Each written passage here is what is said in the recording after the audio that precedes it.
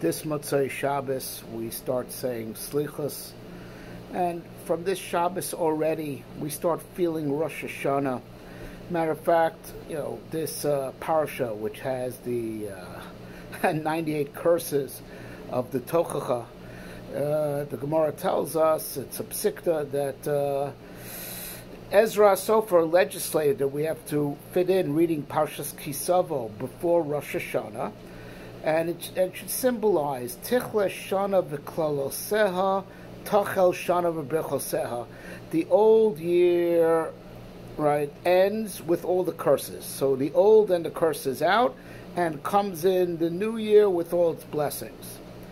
So how do you have it both ways? If things are getting older, right, so how sort of you have something new? Let the old come out, in come new. I mean, time seemingly is going in all in the same direction, from new to old to older to older to older.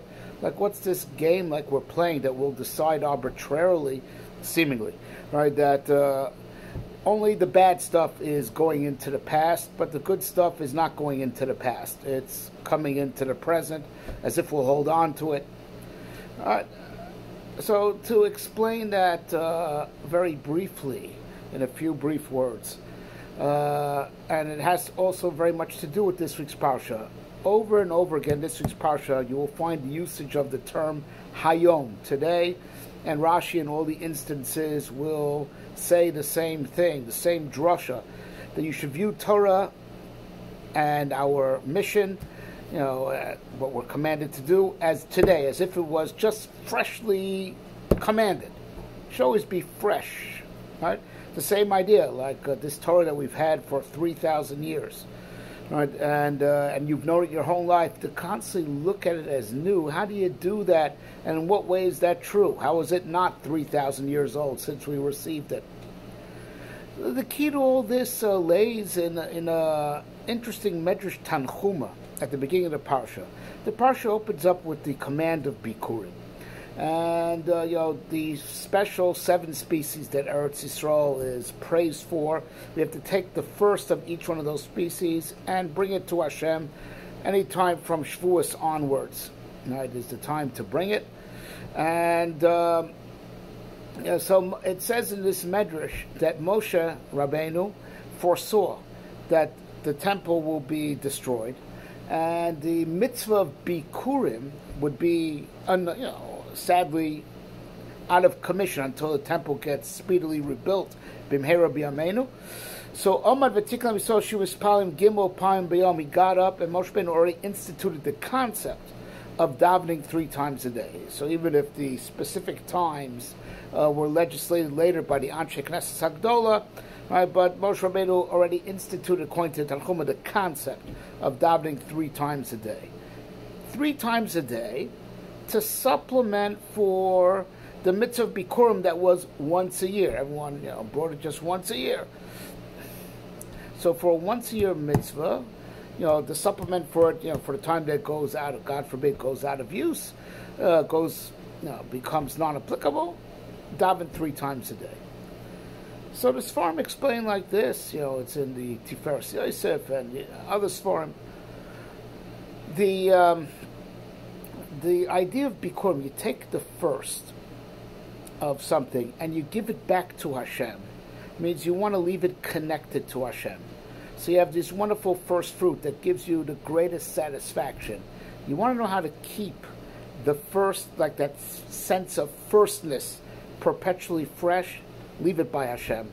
Leave it connected to Hashem. Right, by us, you can only make a shechianu when something's brand new. And if you forgot to make shechianu and you've already had it for a while, that no longer excites you, can't make shechianu anymore. Right? For us, in the physical world, things are only exciting at the first moment. But in physicality, indeed, things go from new to boring to old to decrepit to totally out of commission, totally into the past, disappears into oblivion. But that's in the physical passing world.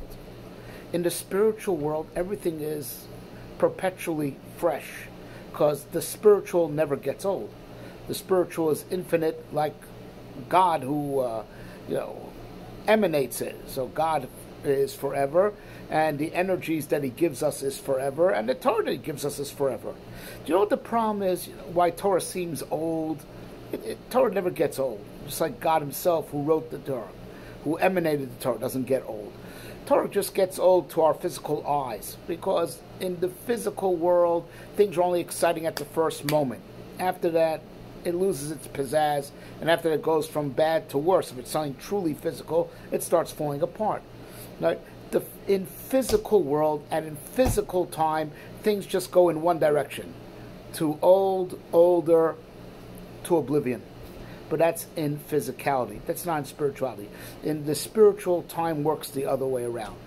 In the spiritual, nothing ever gets old. Nothing ever, goes into oblivion. There's only the thing itself forever and new emanations that Hashem sends us. Right? And we have to try to get spiritually attuned. If a person's spiritually attuned, he'll never find Torah boring. He'll never find, not just never find it boring, he'll always see something new, because a new day is new emanations. You have the benefit of what you understood yesterday, plus the new understandings that you could have today that you couldn't have had yesterday, because God did not send those emanations yet. With the new day, there's new emanations. If a person lives on the spiritual plane, he lives a life of perpetual newness. He has what he has, and it never loses its pizzazz, right? And he always gets new things also that Hashem continues to give on top of what was given already. It's in the physical. And it's in the physical perspective that things get old and eventually disappear and go into oblivion. Right? Bikurim was, I want to reassociate these things that Hashem gave me, give it back to Hashem. Give it back to Hashem, leave it associated with Hashem, and that way, year-round, all the other fruits that are a continuation of these first, I'll sense newness in them constantly, because it's connected to Hashem. I took the first, and I didn't take it and run with it and schlep it into physicality. I gave it back to Hashem, and it has a spillover effect on all the other crops that come and continue from that point one that was reconnected to Hashem, so it should never separate. Right? And that's why for this once a year mitzvah, you need to daven 3 times a day. Daven 3 times a day. You should always have a sensation that you're eating out of Hashem's hand. Not that Hashem gave it already and now it's disassociated from Hashem, but constantly eating out of Hashem's hand. That's why daven 3 times a day, like you eat 3 times a day, as it were, a sensation of constantly getting it fresh from Hashem. A person who lives that way sees perpetual newness in life. Perpetual newness in life. Perpetual joy, perpetual stimulation. So indeed, it's true. This double standard is true. The bad, which is associated with the deficiencies of physical, that's what goes into the past. The curses, that's what goes into the past. Right? But the newness, the newness is in the spiritual, and coming up to the new year, right? We fell short. We fell short of maybe the commitments that we made last Rosh Hashanah, and we fell short. And accordingly, we had a year which was as good as our commitments and our resolutions, and as good as how we kept them.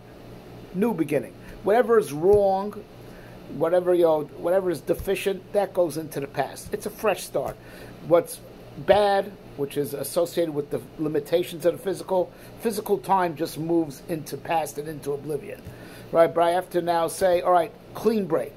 What was physical and deficient goes into the past, and now what comes in now is just pure newness. So starting this time, we have to reorient ourselves that we're not watching another year die. We're gearing up to a new beginning. And we have to, any negativity has to indeed be dispensed with and say that's going into the past and into oblivion with the old year and all the curses. And that's the deficiencies of the physical, and that's physical time. But I'm now getting geared up and psyched, to become spiritually oriented. And a spiritually oriented person is not looking at another year gone. A spiritually oriented person says the bad is gone, but I'm looking forward to a brand new year, a year full of divine blessing, right? And new opportunity, and to the extent that we truly accept Hashem as our King. Rosh Hashanah is the beginning of the year. Rosh Hashanah is the equivalent of Bikurim, right? That it all goes by the beginning. If the beginning starts with association with Hashem, so the continuation that comes from the beginning holds on to that association. So we should all gear up. That should be Tachel Shana B'Choseha. We will accept Hashem at the beginning, the Rashis, the beginning of the year. Accept Him as our King and be zocher to feel newness, all year round. And from this week onwards is when we start gearing up for that reacceptance of Hashem and to have a brand new year that will be associated with the spiritual, and it's a year that will feel Tachel Shana. It's just always beginning. It's never expiring. Uber Chaseh and all its blessings that it brings. Ksiva Chasima Tova.